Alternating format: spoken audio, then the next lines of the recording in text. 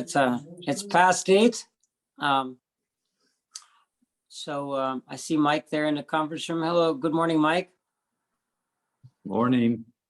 And Chris and everyone. Are we ready to get started? I believe we are. Yeah. Okay, thank you, Chris. So let's go ahead and call this August 23rd, Whatcom County PUD regular meeting to order. Thank you all for coming. The first item on the agenda is Pledge of Allegiance. So I think I'll take my turn at that. I'll pledge allegiance. I pledge allegiance to the United States of America and to the republic for which it stands, one nation, under God, indivisible, with liberty and justice for all.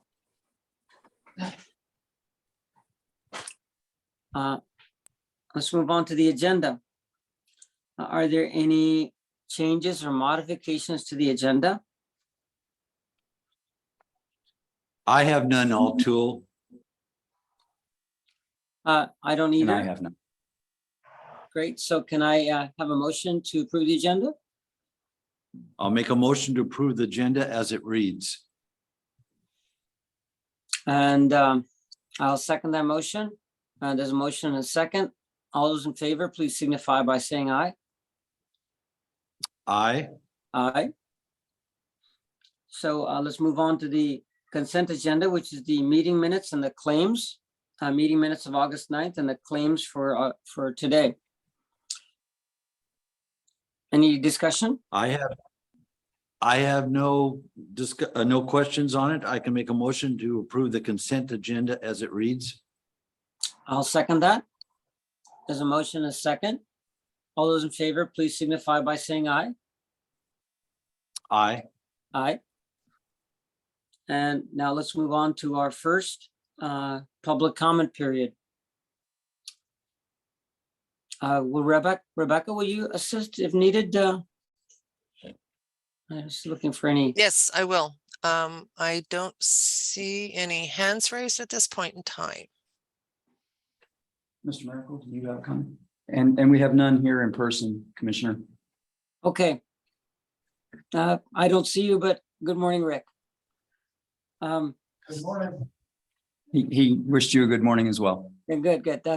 Appreciate that. And then we'll close the public comment period and move on to old business. And the item under old business is the broadband program update. And I'd like to call on Andrew Anderkin to give us a quick update on what's going on with broadband. Thanks, Andrew. Thank you, Chris. Good morning, commissioners. Good morning. Good morning. Be brief, fairly brief here, but just to give you an update on what we've been up to the last couple of weeks. We met with like Snowwater, Snowline communities out in the glacier area, and we connected them with a internet service provider who's interested in working with them directly, which is really exciting. And we kind of helped in that matchmaker role. And the next step is to go out on site and figure out where existing infrastructure is and can help them figure out what needs to be done. In the meantime, Comcast is who's the ISP that they're working with right now. It will develop some construction cost estimates and get that to those communities. And they'll break it out by each of those individual HOA communities, and they'll get a nice construction cost estimate, and they can work with their HOAs to figure out whether or not they want to do an assessment or however they want to figure that financing mechanism out to hopefully bring service to those communities. So that would be a big win should that be successful. And I know they're also working with other ISPs as well, and they're going to shake out to, I think will be whoever they land on will be a good partner for them. So again, helping with that matchmaker in those areas that we may not be able to help directly under the current grant structure that we talked a lot about in previous commission meetings. We also met with the Port of Bellingham. As you know, we meet with them on a regular basis. The projects are moving along. Chris is helping us integrate a project management template so we can better track the ongoing progress of those construction projects. But nonetheless, they are moving along and the port's doing a great job. And the last update we heard is that the Nooksack project will be completed by July 2023. feasibility study, we've received the, Andrew, can I back up just a second? oh yeah, sure. Yeah, the Nooksec project itself is broken up into a number of smaller projects, I think about 10 or 11 different phases. So they're out, I believe, putting up messenger on the first phase right now, and they should be overlashing cable. I don't know, maybe as we speak, but that first phase is supposed to be installed and perhaps lit as early as next month. Yes. And this is the ports project. Yes. That's correct. I'm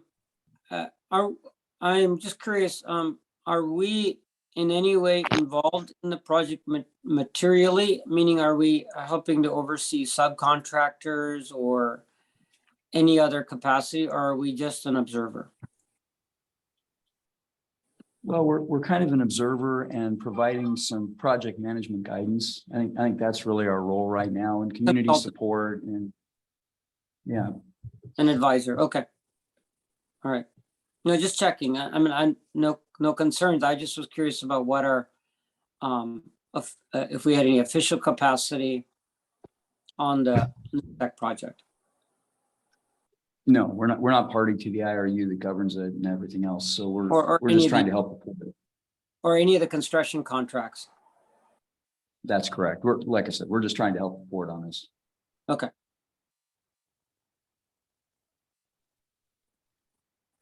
Sorry, Andrew, please. Okay. continue.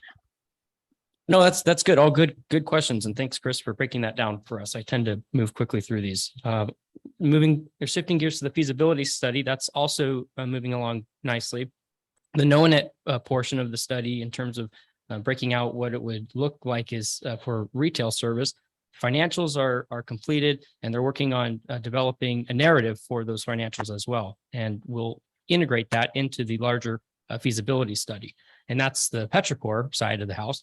And they're working on that now. They're compiling a lot of information. Gina over at the port has taken on a big role with the outreach portion of the study and working with the local libraries and getting anchor institutions and understanding what their broadband needs are and just packaging all that up and sending it over so that Petrichor can put it into a feasibility study that makes sense. And so that's moving on.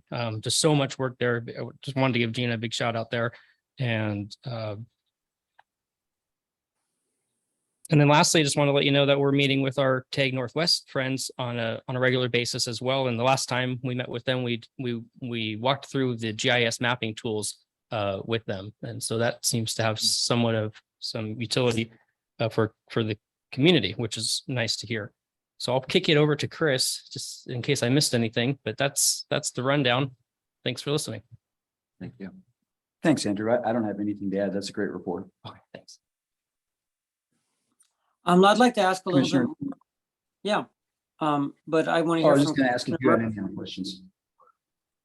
I had no questions. Thank you, Chris. So I just wanted to ask about the feasibility study. And you talked about the KNOW-net's part being done. I just like to understand what was the deliverable from KNOW-net? So the question the feasibility study asks is, does it make sense for either Whatcom PUD or the port to become an internet service provider, an ISP in the traditional retail sense? And what would be required to do that? What would the costs and cash flow be? The KNOW-net piece was specifically to develop some of the construction costs and cash flows and then forecast market penetration, things like that. So we've begun working through that with them. Then Petrichor puts a broader overview on it, looking at, what parts of ISP would you want to contract out? What parts would you want to manage internally? What that would do to costs? And then they put the whole package together working with us. And we should see that, Andrew, November? Yes. Yeah, November. So I'm going to speak for the wants that I identified. I just want to repeat here in terms of the outcomes of this study. And the question, what I want to be able to understand as a result of this study is what is necessary in terms of PUD capacity to begin providing retail service, and not necessarily become a full-blown competitor to Comcast. So it's important for me that we look at a range of participation in the marketplace. One of the things that happened in the city's broadband study, and the group that did that work was a company named Magellan. And why as a whole, the output of that study was somewhat lacking. Although there were useful and fruitful outcomes out of that study as well, is because there wasn't a careful assessment of the wants of the broadband advisory group as laid out. And the staff and Magellan went about looking at a scenario where the city would construct a retail fiber network for the entire city. And nobody on the committee was asking for that output. I want to make sure that we don't repeat that kind of scenario, to examine a possibility of the PUD's retail involvement in the county that to begin with is too expensive, too bold. And it would be for me a foregone conclusion that for us to, for example, replace Comcast in the county would be a mistake. Instead, I want to put much more energy in looking at much more subtle possibilities, which is to provide even very limited retail capability to serve specific people who are just like, see, our approach in physical infrastructure is what? Let's look at those who are unserved. And then, as the commission has made very clear, our next step will be to look at those who are poorly served, meaning that they fall well beneath the thresholds established by the FCC. They may have some service, but they fall far below it. So that's the physical infrastructure approach. Retail service is also a kind of infrastructure. So the kind of things that I'm interested in looking at is not to look at the full-blown, let's be a Comcast and offer HBO and Showtime and all of those things. I'm much more interested in what is a limited way we can penetrate the market with retail service in a way, particularly for specific cases which are not the target of the current telecommunications providers. So let's make sure that that's something that we have the ability to understand as a result of this study work. I'm not sure if you can address that question now, but maybe we can have some follow-up conversation to discuss it in more depth. So the request that we made of both NOAA and Petrocor was exactly what you just described. So this should address your issues. Okay, great. I apologize for talking too much about the city's example, but I think the whole point of experience and things not going perfectly. There's a lot that's gone right at the city and the city's broadband advisory group project, but I just want to make sure we also not repeat some of the unintentional mistakes. So thank you.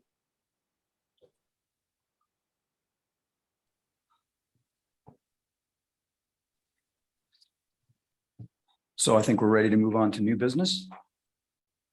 Yeah, let's move on to new business. And the first item is the district's medical and dental plan renewal, Steve.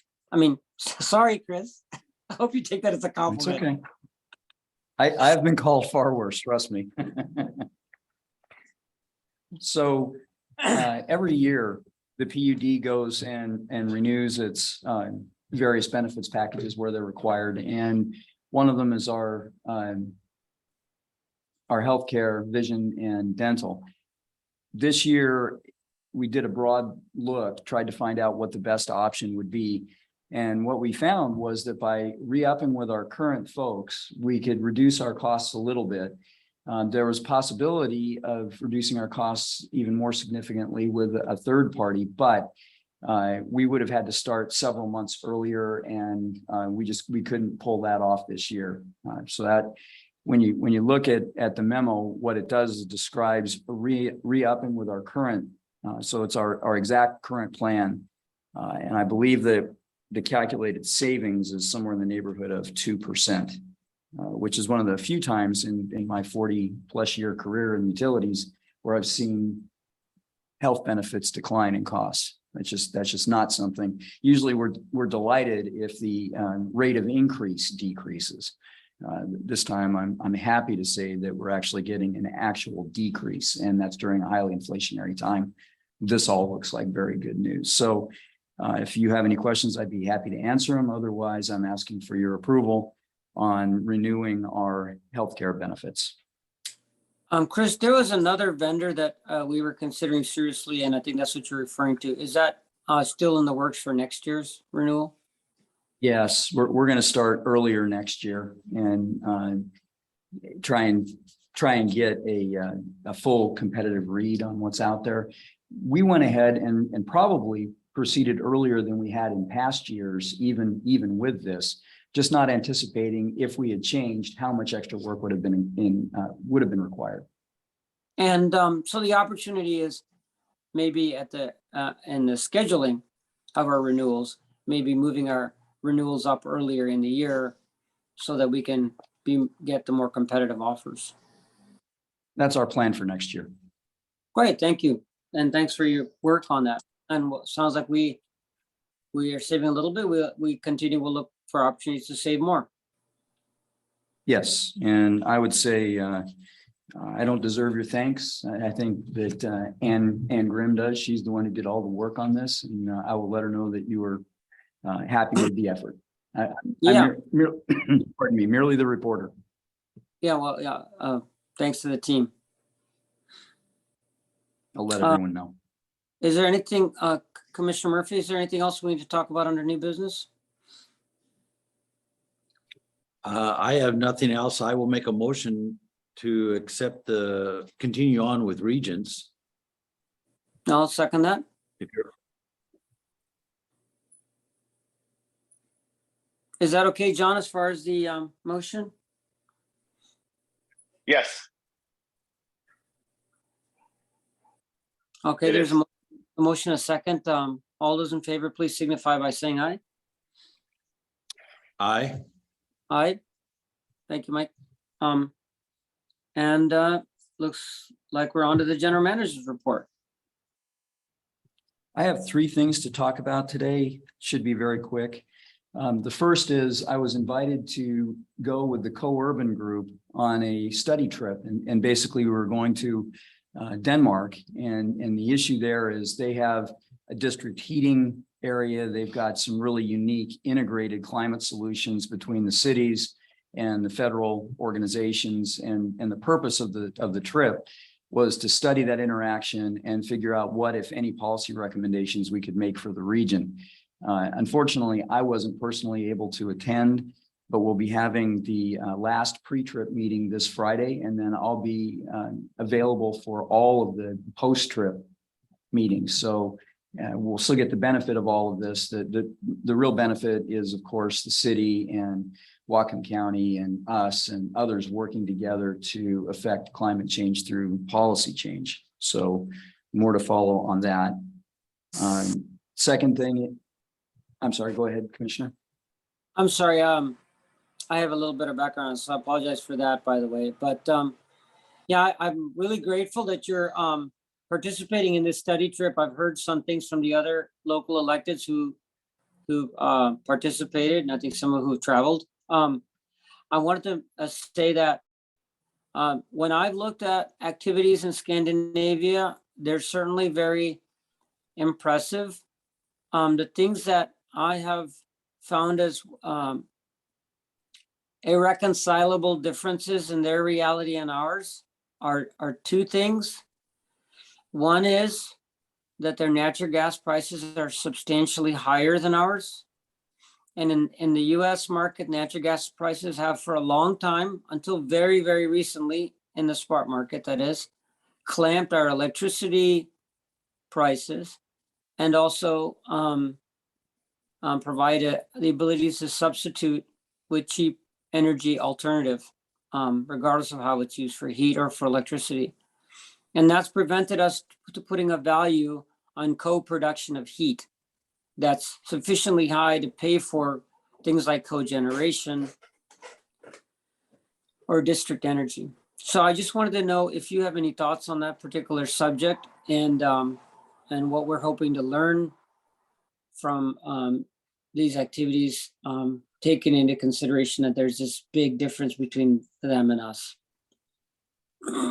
So I'm well aware of the differences between us and Scandinavia in terms of energy production, energy consumption patterns, patterns of use, weather, hydroelectric generation, everything.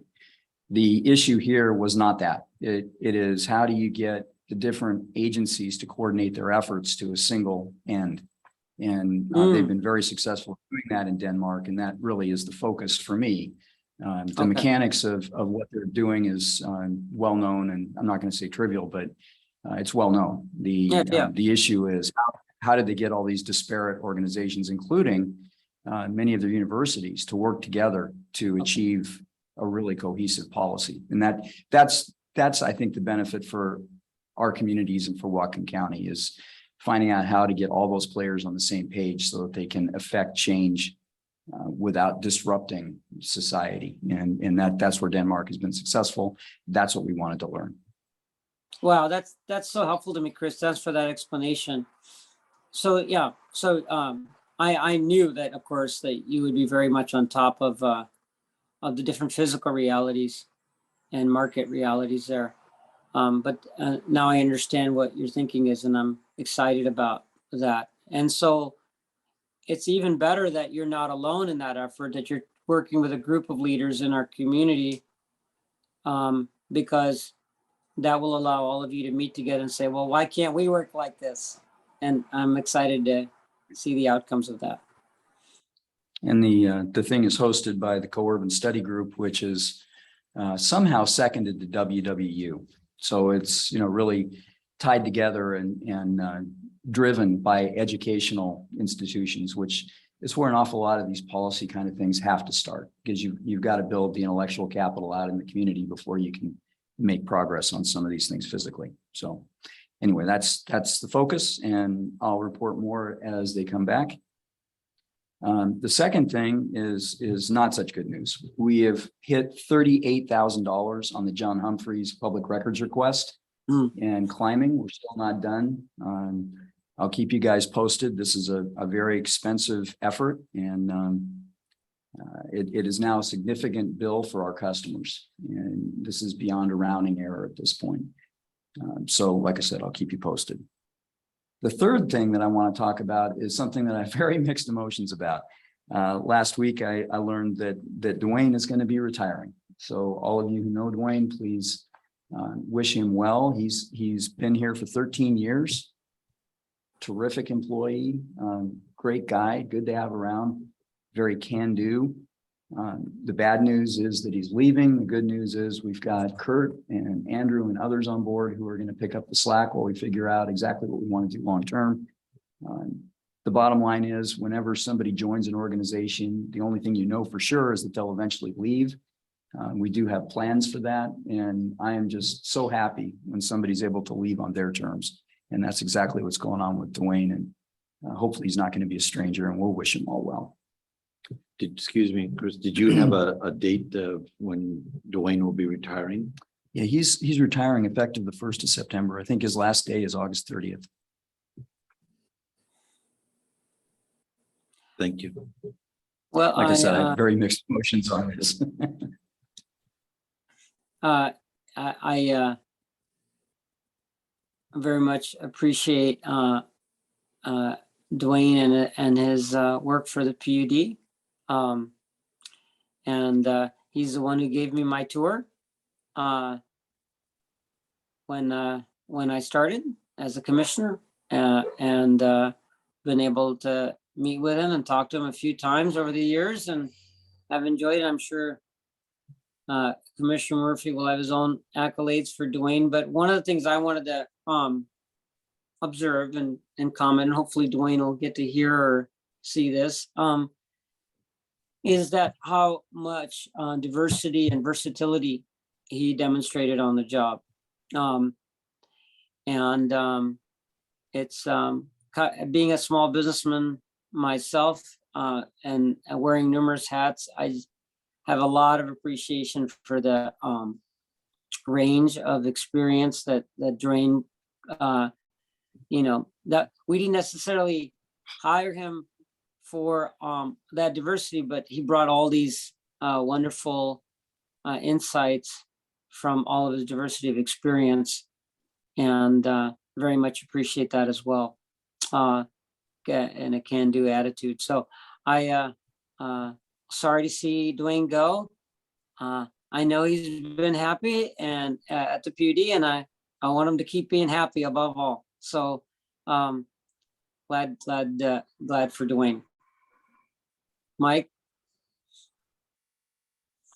Well, I've enjoyed working with Dwayne and, and meeting him and his wife at different functions and stuff and enjoying their company. Kathy and I have sat down and talked to him numerous times. So, but besides the professional side is just incredible. So I thank him for all his work.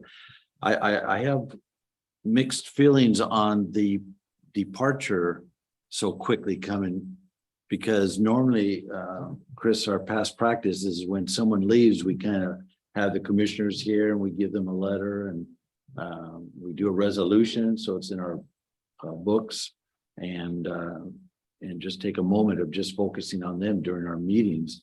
And it doesn't seem like we're going to have that this time, or is that wrong? Will he come back for a meeting? But then we have to have all three commissioners here, so I have no idea when that's going to happen. But anyhow, if he's comfortable leaving this way, I sure would like to have done it more professional way, but I understand when August 31st comes around, that's it. Is that correct? That's correct. Okay. All right. That's it. Yeah, well, wishing Dwayne well from the commission, and Brian? I was going to move into the operations report, but Oh, okay. All right. Okay. We're not done, Brian. We're still talking about Dwayne. We're still loving on Dwayne right now. well, Yes. as long as I have the opportunity, Commissioner, I've already talked to Dwayne and he knows how I feel about him. But you couldn't ask for. I worked with Dwayne all 13 and a half of the years that he's here, and it's just been a pleasure. He's a lot of fun, but he's probably one of the hardest workers I've ever been around. I always called him the Energizer Bunny. If you gave him a job, he was tenacious about following that job through to completion. So, all I can say, he's going to be sorely missed. The other thing is, he's a bum. I mean, he's retiring before I am. So what can I say?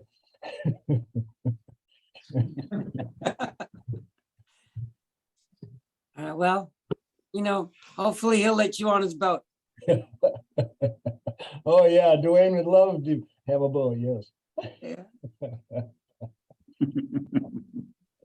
Uh, Okay. Well, yeah, we're not going to get to give you a plaque, Dwayne, but it's okay. The sentiment is still there, and Commissioner Grant isn't on, but I'm sure she would send her similar best regards to you as well. And we appreciate you deeply, and sorry to see you go. And but I can only imagine that it's going to be happy times for you. So appreciate it again. So, okay, anything else, Chris, on your general manager's report? No, I'm done. Thank you. Thank you, Chris. Yeah, let's move on to Brian and the operations report. Hello again. I have 4 items, brief items for you today. 2 involve the water system, and then the other 2 involve the electric system side of the business. On the water side, I'm pleased to report that one of our projects, the removal of sediment from our settling ponds, the contractor has been working at removing sediment from the Plant 1 ponds. And that work is, I've talked to Kurt, the project manager, looks like that work will wrap up this week. So that portion of the sediment removal should be complete.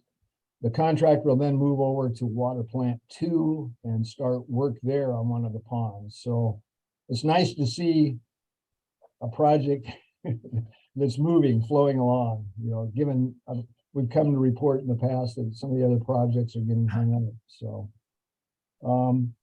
the second item I have is just a note that interesting to look at the flows on the Nooksack River this year. And the fact that because of the late spring or late summer, if you will, and all the moisture in the spring and then the late runoff, the flows are higher than usual for this time of year. Normally we'd see really low flows in August, but I've been checking the USGS site and looking for example, today, the minimum flow recorded for this date was 1,080 CFS, cubic feet a second. Today, an instantaneous reading was 1,600. So we're still above where, you know, we usually are. Last week, pardon? How does that translate into the feet, river gauge? Because that's what Steve used to report. You got me there, Commissioner. Okay. I've got the formula, but I can't do it off the top of my head. No, Anyway. I know. Sorry. I'm sorry. I remember it being reported as feet, and your way of reporting is probably more meaningful in terms of understanding the amount of water flow. So I apologize. I'll learn your way. And I like that. 1,000 versus 1,600 is very understandable. So. And it also is an indicator that, you know, were we to move back into a wet September like we did last year, that we may escape this season without any critically low flows on the Nooksack River. And I'm sure that shows up in temperature too, right? Yes. Yes. I mean, although we're not making a fish biology statement here, or nor are you in any way claiming to be a fish biologist, but it will impact temperature too. No, and it's also indicative, you know, throughout the, you know, the Columbia River system, we saw runoff occurring later, warmer temperatures later, and it actually is sort of a segue into my, you know, the 2 things I had to talk about on the electric system. Because of the timing and the flows in the Columbia River system, Bonneville has done incredibly well this year with secondary or surplus power sales into the market. In fact, they're way above forecast, several $100 million above what they forecast for this fiscal year. And what that'll mean is they'll plow that money back in, first of all, making sure that the reserve levels that they have a policy of keeping are maintained. And then the rest of the balance of that will go back against power rates. So all public customers of Bonneville will benefit because of those extra secondary sales. It's a closed loop system. Bonneville is a not-for-profit, just like we are, cost of service. And, you know, when they under forecast revenues and then get a big windfall, it comes back to the customers as well as putting them in better financial shape. So that's a good news thing, I think, for us. The other thing is, it came up, there's been some questions about tier 2 priced power and, you know, how the market affects tier 2 prices. For Bonneville, it's kind of interesting. They set their tier 2 price for the 2 fiscal years of a rate period they set that in the rate case prior to the rate period. And so they pull information like from the mid-C market. Most of Bonneville secondary sales are in the mid-C, the ICE trading floor. So they use those forward market indicators, and then they look at their own costs, and they set a tier 2 rate that isn't true market rate. It's indexed to the market. It's influenced by the market. But once they set that tier 2 rate in a rate case, that's your rate for the 2-year period.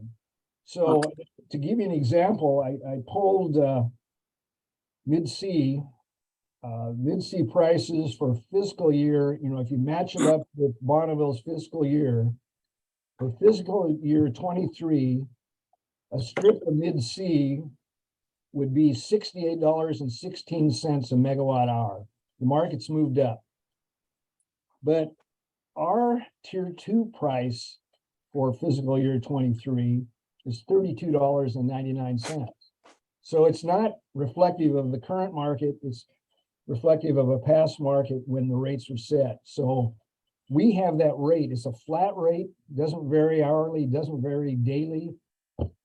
And, so for this rate period, our tier 2 price is actually lower than our average tier 1 price. So we're kind of golden right now. We're golden right now. That doesn't mean we'll be in the future. The market's really volatile, but it's really when Bonneville sets that tier 2 rate that matters. We anticipate it's going to go up next rate period, but it won't, my projection, it won't be as high as the market. So all of your bonuses, Brian, are tied to the current tier 2 rate. Is that what you're saying? That would be nice. I wish it was always that way.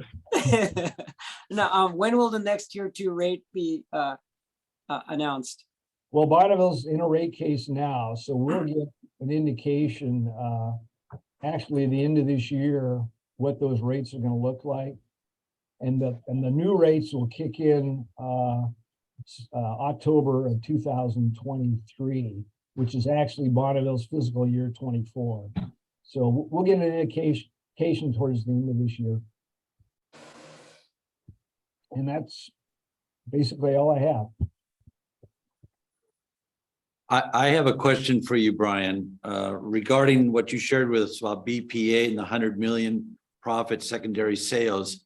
Do you have any idea where those sales are taking place outside of Washington? Well, Bonneville, like I said, I think something like 70% of their sales go into the ICE market, basically mid-C. And it's a market. So it's not a bilateral contract, so you know who the other party is. It's a market. So they're selling into that. Who the buyers are, you don't necessarily know. You'll have utilities within the region that are short, that are buying, short term. You also have California. It's a mix, but I'd like to dispel the notion that Bonneville is selling all our power into the California market, because they're not. And also they're constrained by the interties with California. You can only sell so much at different periods into that market, depending on the capacity on the AC and DC lines. So Who would be able to answer Mike's question then? We don't know, and it's not easily available, but there must be people who understand the infrastructure restraints and constraints and know the market well enough to be able to report on where the power is actually going. Well, No, it doesn't work like that. Go ahead, Brian. Is that No, information I mean, protected then, your basically, bigger Chris? your bigger utilities with trading floors might have some indication, but it's a market. It's in a sense blind. You don't know necessarily who are the off takers. But we've got utilities, like I said, in the region short at different times, as well as California, as well as the Southwest. It's a big area to sell into. Yeah, so, Atul, you're asking two different systems that conflate here. So the first is there's a physical system which can only transfer so much power into or out of California. And that physical system is, and I don't remember the exact amount, but it's somewhere in the neighborhood of 8,000 megawatts is what you can transfer in and out. And that includes the Arizona interties as well as the DC and AC 500 line. So you've got that. Then parallel to that, you've got contracts, and there's an entire system of contracts. Now the contracts say the power flows from customer A to customer B, from generator A to customer B.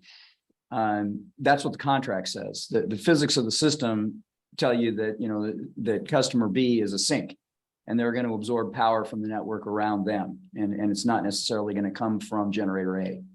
So, you know, there's a confusion. I guarantee you that the contracts say one thing, physics says another.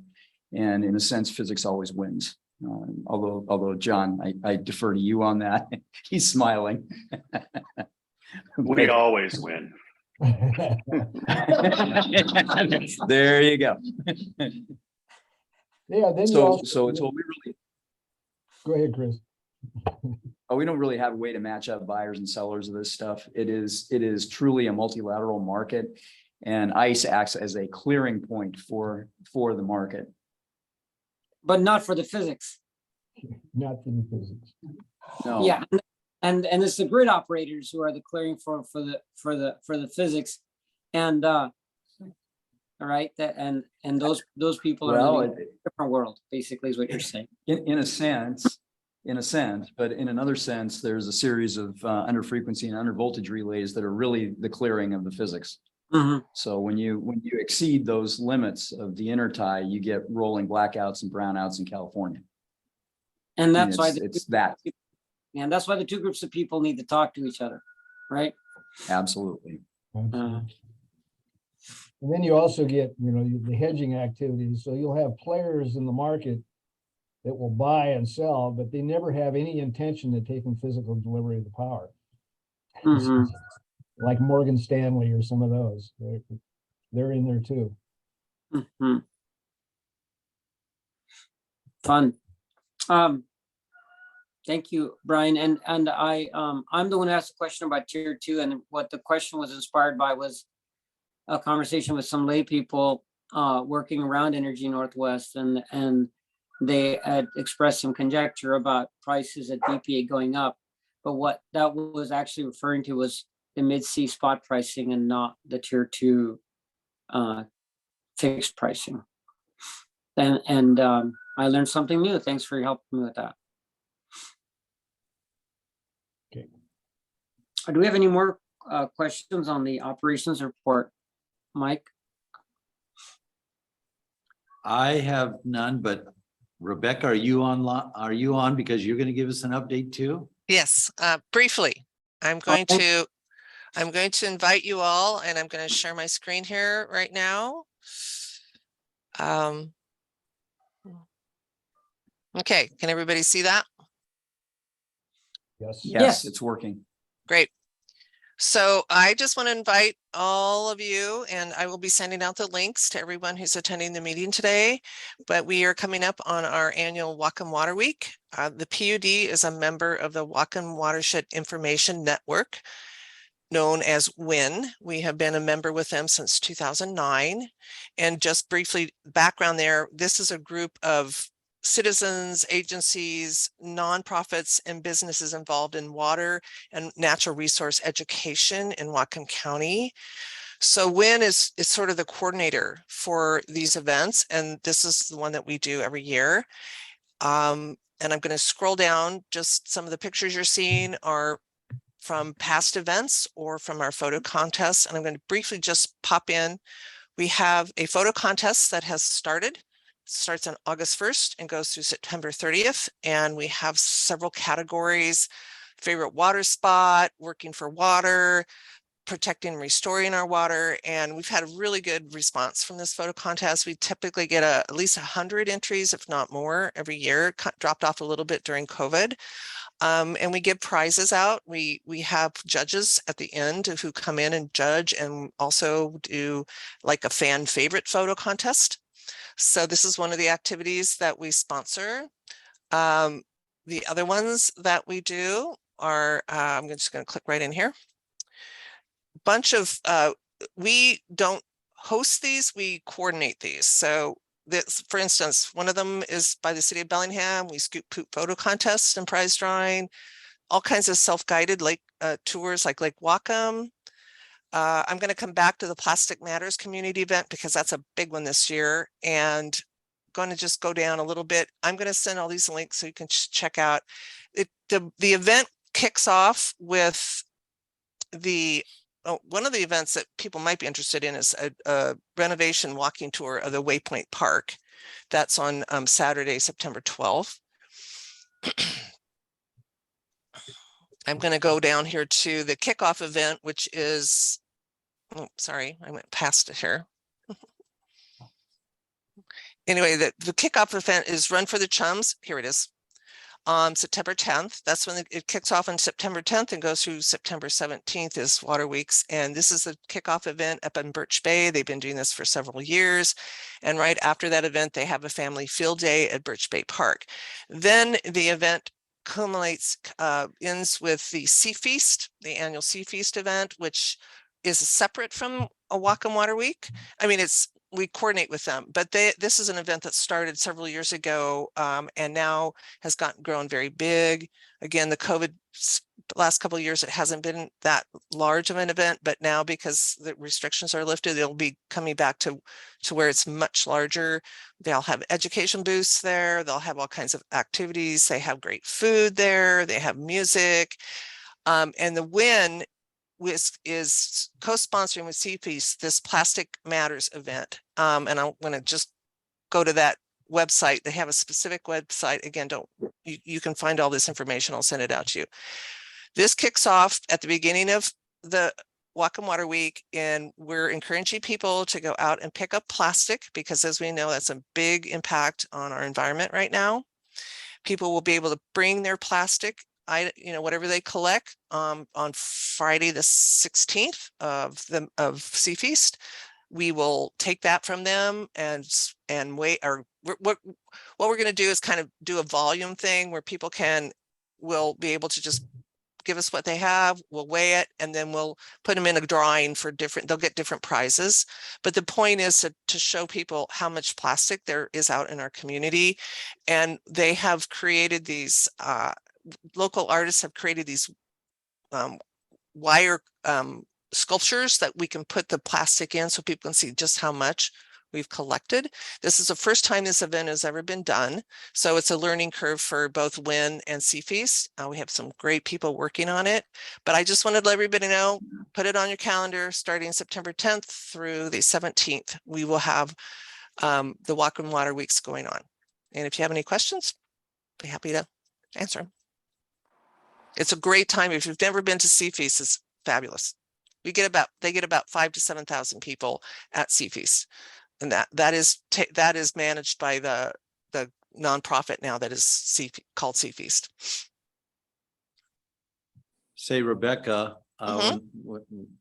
when I see all this as I end my career with the PUD, if you can remember back like I'm remembering back right now, wow, has things ever changed over the years? It pleases me to see, because there was a time where people didn't even think of water or anything else, and now here we have so much stuff going on related to water now. At least it leaves me with a good feeling that I've been around to see that happen. So, but I know you've done an awful lot of it, and I want to thank you for all you've done from the very beginning to even today. Well, I would thank the PUD for letting me be the representative with WIN. I'm on their steering committee, and I'm also on the Whatcom Water Week committee. There's a lot of other things that WIN does, and I can give, just like, for instance, there is a speaker series committee that plans symposiums and conferences, and one of the ones that's coming up in October and November. I'm not on that committee. I try to attend when I can, but they are planning I think it's going to be almost a full day of a webinar on the flood event that happened in 2001. they're pulling together all the speakers now. They're working very, they're getting we don't have a date. It'll be October or maybe early November. So stay tuned. We'll let you know. But there are some really good speakers series events that we have that we try to outreach to everybody in the community for. So yeah, we're small. We're a small group that kind of helps run this thing. It's not, we're not a nonprofit. We just work within the agencies that we work for. Primarily, it is all of the members of the WIRA One Management Board that have staff. They provide staff to the WIN working group. So that's where we do get sponsorships for some of these events. But it's been a great part of my job, and I really appreciate the PUD allowing me to do that. And I'm done. Thank you. Thanks, Rebecca. Yeah, you're welcome.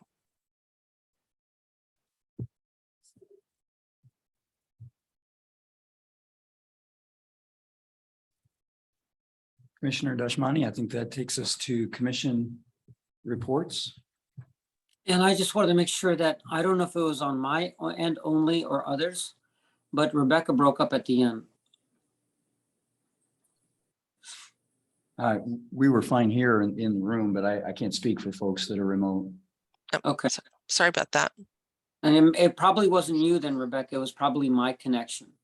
So I'm just mentioning that I think I got the bulk of it. I want to thank you for your report, Rebecca. I have participated in seconding Commissioner Murphy's accolades, and I will participate, look forward to it.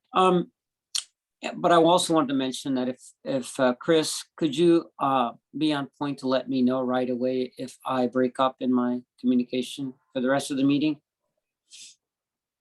It will do. I haven't noticed anything from you. It's all seemed good so far. Okay, thank you.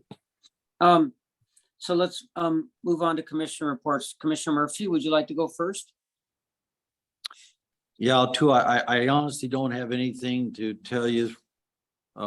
But I'm always concerned about how we as commissioners are doing, and I have not heard anything on Commissioner Grant, except that she is home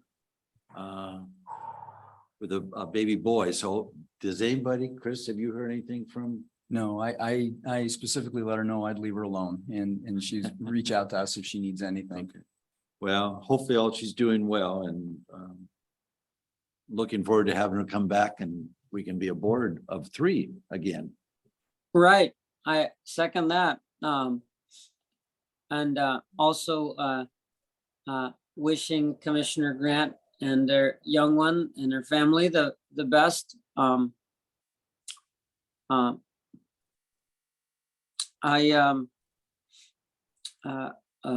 go ahead and with my report then. Commissioner Murphy, is that all right? Yes. So I was going to attend a resilience conference last week.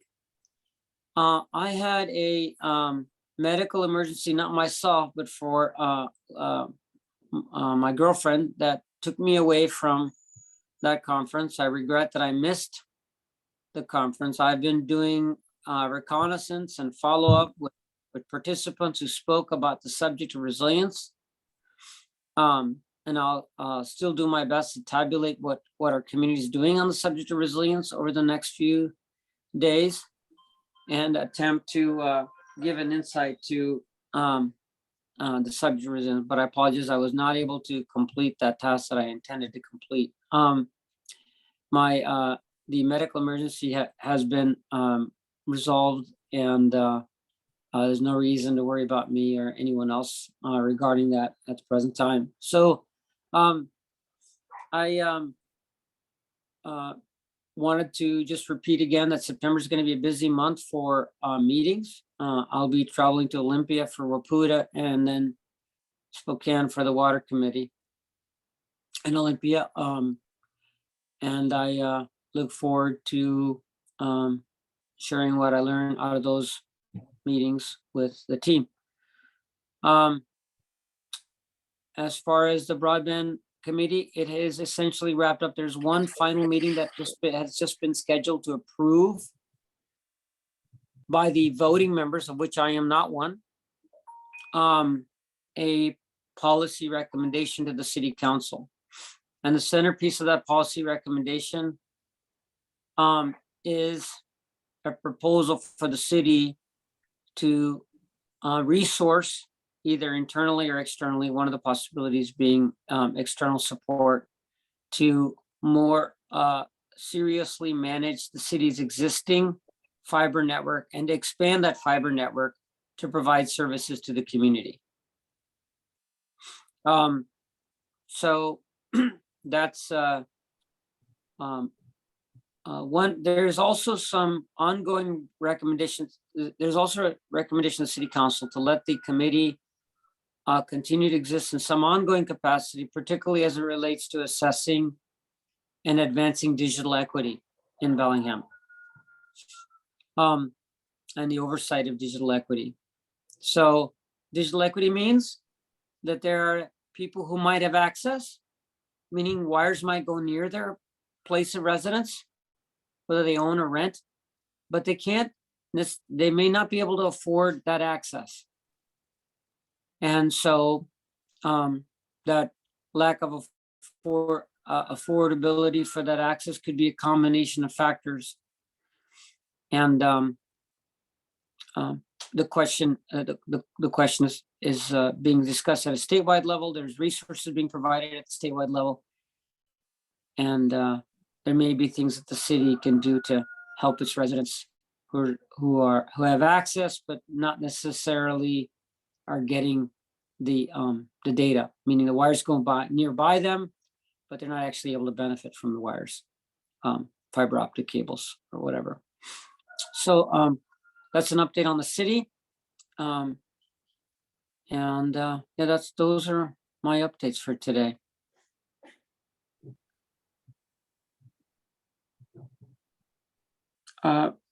So with that, let's move on to our, if there's no further comment, let's move on to our public comment period, second public comment period. At this point, I see no hands raised, except unless Rick has a comment. But And I don't. we have no comments here in the room. Okay, Okay. there are no comments from our attendees on Zoom. Okay, let's go ahead and close the public comment period. We have one additional item on our agenda, which is an executive session. And the topic here is, I'm looking at John's body language here. Sure, yeah, I'll give it. It's the potential litigation. We're going to be addressing the water right adjudication that is pending. Thank you, John. Yes, that. And so we are I'm not, estimating it'd be 45 to 60 minutes. No action will be taken. no action will be taken. And after the meeting is over, we'll come back to adjourn. Thank you. And John, we should all have the link for that, right? Yes, folks in the room, and you should have an invite on your system tool to join, and Steve does as well. Okay, great. See you in a minute. All right, thank you. Bye. Thanks, everyone.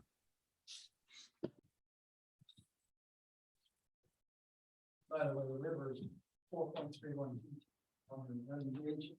He said 4.4 on That's the, everyone look, that's the latest. Yeah. Reported on the fall hydrograph. Yeah. Mike, can I talk to you later in Mike's? See you guys later. All right, thanks for coming. Take care now.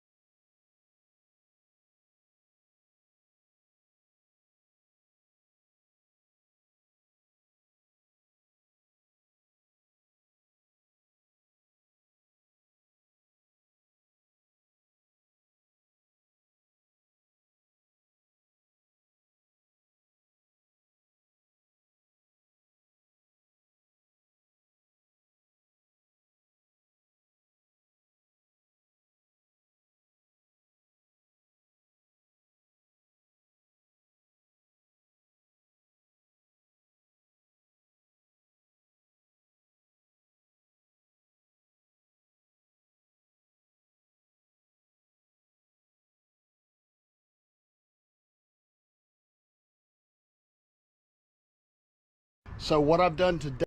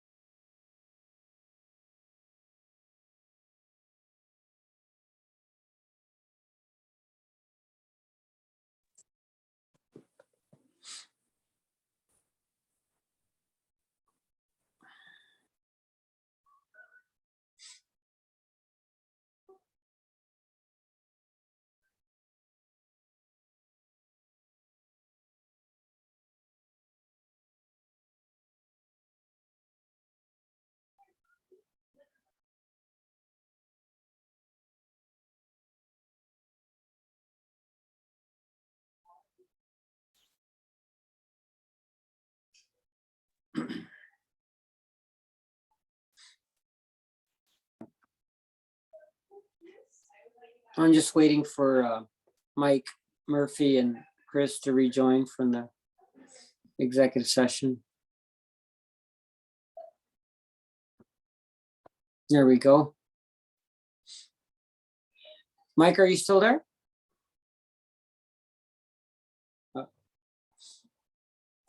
I'm trying to get everything going. Okay.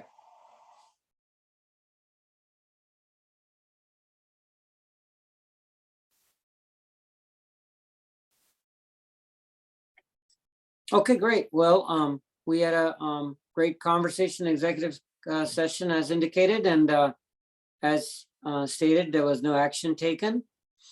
That concludes our business for our August 23rd meeting of the Whatcom PUD. Thank you all for coming. I'll call this meeting to a close. Thank you.